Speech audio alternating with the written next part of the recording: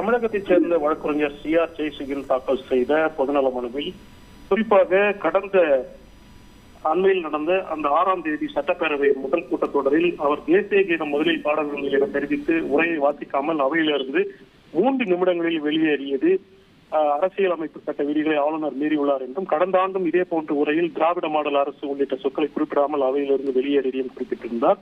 மேலும் இதுபோல சட்டப்பேரவையிலிருந்து ஆளுநர் வெளியேறுவது வெட்கக்கேடானது. 1967ஆம் ஆண்டு தொடங்கி தமிழ்தாய் வாழ்த்து பாடல் நிகழ்வில் தொடக்கத்தில் பாடப்பட்டு வருகிறது. தொடக்கத்தில் பாடப்பட வேண்டும் என்றும் விரைவில் தேசிய கீதம் பாடப்பட வேண்டும் என்ற விதியை தமிழக அரசு 1992ஆம் ஆண்டு வகுத்துள்ளது.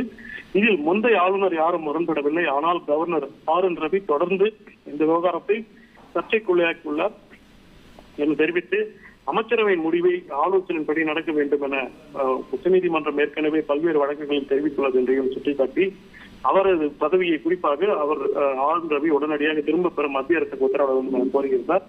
இந்த மனுவை உச்சநீதிமன்ற தலைமை நீதிபதி சஞ்சீவ் கண்ணா தலைமையிலான அமர்வு விசாரித்தது. இந்த மனுவை விசாரணைக்கு ஏற்க முடியாது என்றும் இது போன்ற கோரிக்கையை பரிசீலிக்க முடியாது என தெரிவித்து மனுதாரர் ஜெயசுகியின் மனுவை தள்ளுபடி செய்து உத்தரவிட்டுள்ளது.